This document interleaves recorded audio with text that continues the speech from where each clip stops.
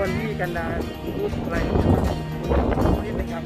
ขอบคุณชมพู่นะคะที่เมตตานะคะแล้วก็ให้การช่วยเหลือกับหน่วยงานโรงพยาบาลภาครัฐเป็นอย่างดีนะคะอันนี้เป็นอุปกรณ์ช่วยเหลือในการเคลื่อนย้ายผู้ป่วยอาการฉุกเฉินที่เคลื่อนไม่สามารถเดินได้นะคะแล้วก็ต้องเคลื่อนย้ายโดยให้ลงในที่แคบซึ่งโดยปกติแล้วเราไม่สามารถเคลื่อ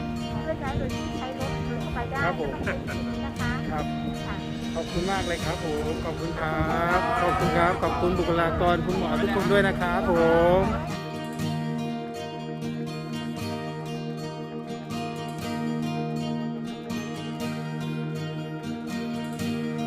อันนี้ก่อนนับก่อนครับข้าวหมกไก่ให้ลูกไหมมันร่วงมันร่วงให้ถูกเนาะครับ ค่ะ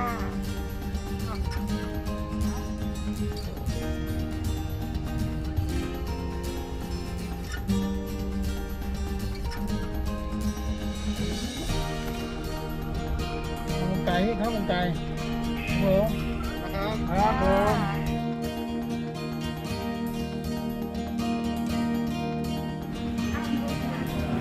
สวัสดีครับสวัสดีครับ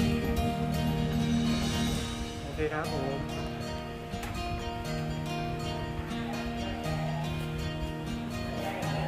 ไม่มีหนักจ้าง